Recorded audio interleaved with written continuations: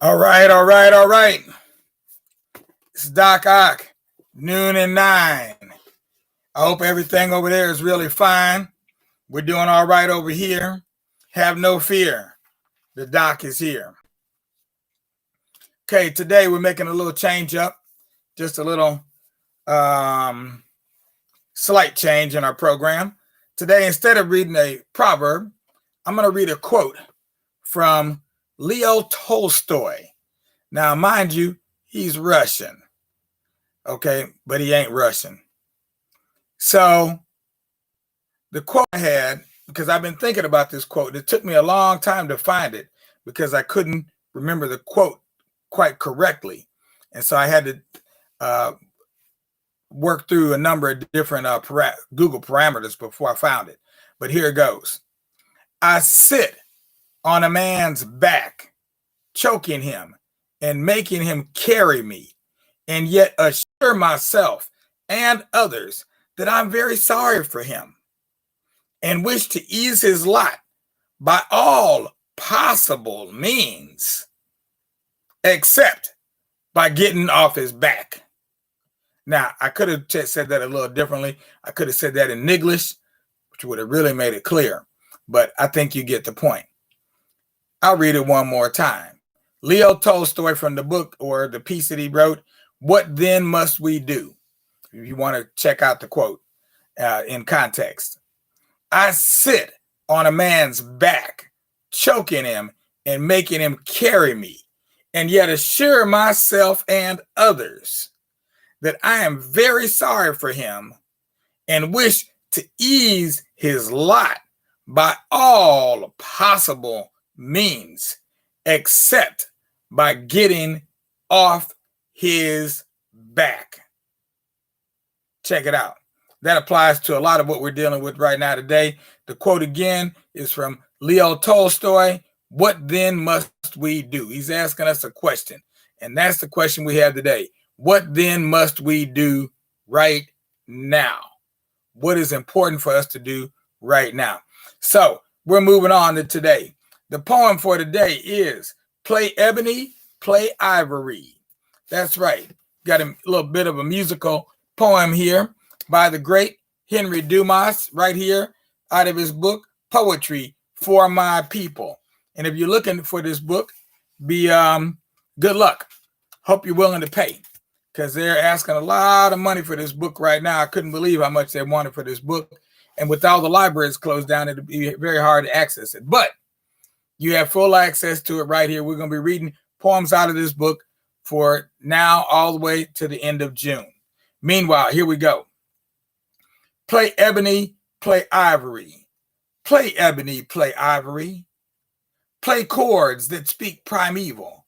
Play ebony, play ivory. Play notes that speak, my people. Play ebony, play ivory. Play till air explodes. Play till it subsides. Play ebony, play ivory. For the songless, the dead who rot the earth, all these dead whose muted sour tongues speak broken chords, all these aging people poison the heart of earth. They cannot sing, they cannot play, they cannot breathe the early rhythm.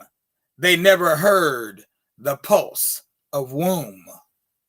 So up, you bursting lungs, you spirits of morning breath, up and make fingers and play long and play soft.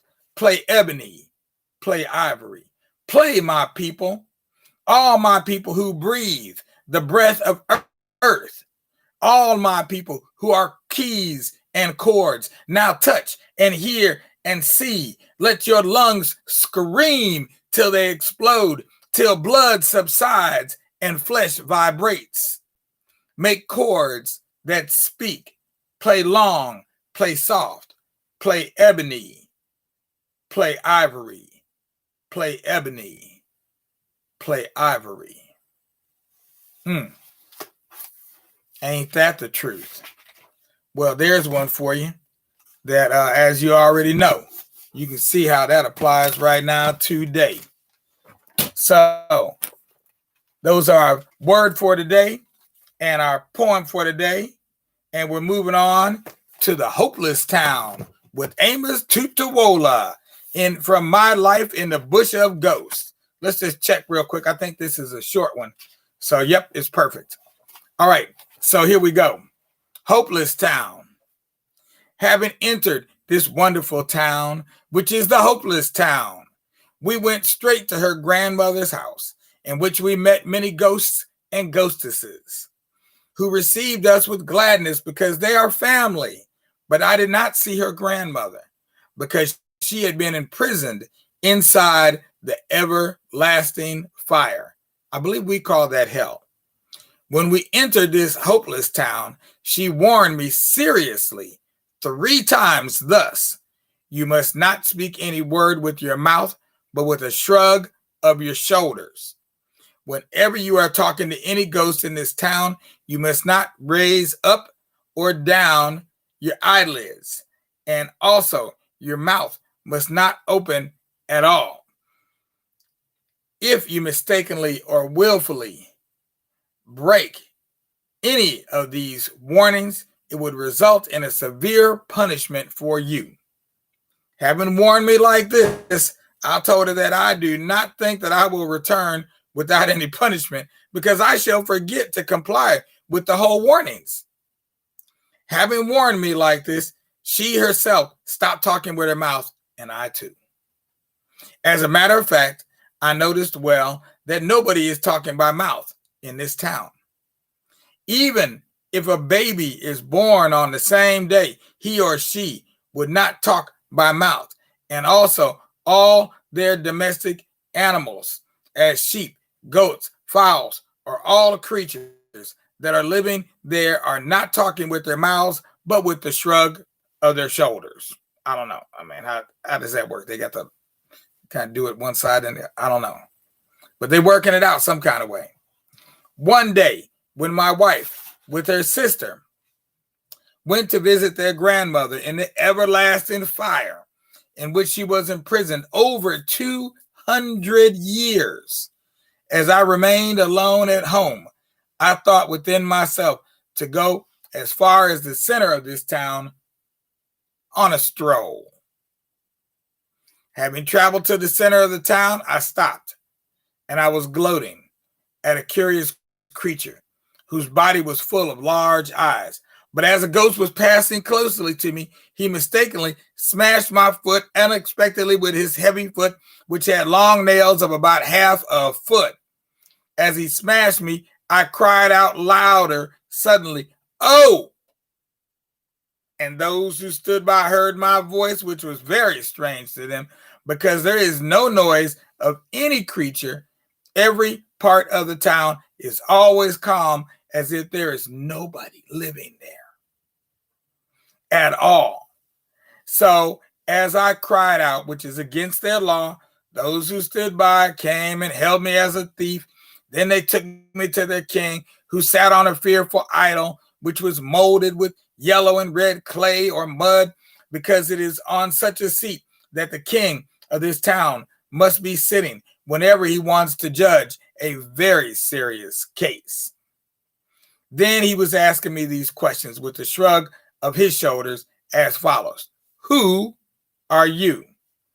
But as I did not understand what he was asking me with the shrug of the shoulders, so to set myself free from the punishment, I began to reply as well with my own shrug of the shoulders, as he was doing, which means to him, "You are a bastard king." Oh, sucky now.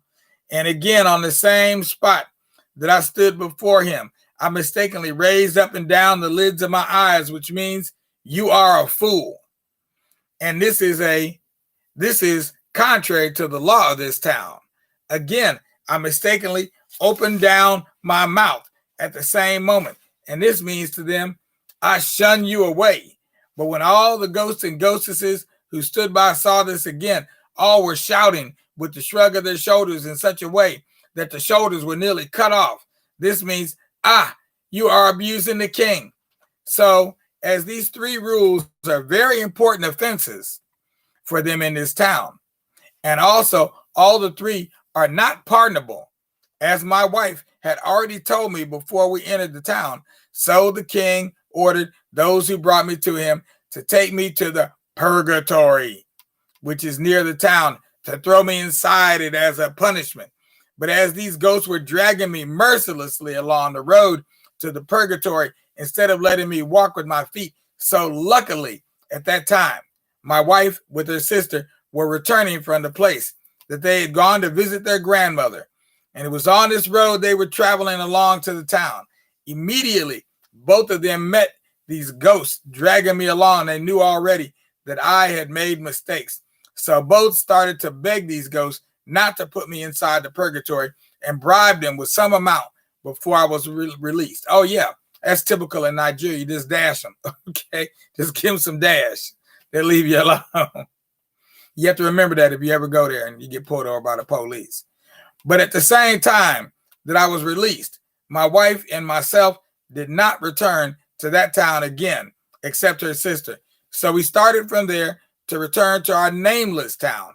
But it was a queer road we took instead of the one on which we traveled to that town. If my wife and her sister had not met these ghosts on the way as they were dragging me to the purgatory, I should have perished before she would know. This is how we left the hopeless town. Well, hopefully we are not living in the hopeless town now, and hopefully we're not being dragged down the road on the way to purgatory. Yeah, because I don't think purgatory is very good. It don't sound like a very nice place. Meanwhile, back at the ranch, we're going to have to end this dance. We'll be back at you tomorrow with another story from my life in the Bush of Ghosts. And as always, we will have a special watch party on the weekend. Maybe we'll just do a regular watch party this weekend of the stories that we read this week. We read some pretty good ones. And then on that'll be on Saturday. And again on Sunday, we'll do something special for the children like we always do. I can't say exactly what it's going to be, but it'll be free. It'll be direct from me. And if you appear over here, you'll be able to see everything you need to see for free. So check it out without a doubt. Meanwhile, have a good day. We'll be back here at 9. So we'll be looking for you then with a great big grin. In the meanwhile, peace out without a doubt. Don't do anything I wouldn't do. And make sure, pass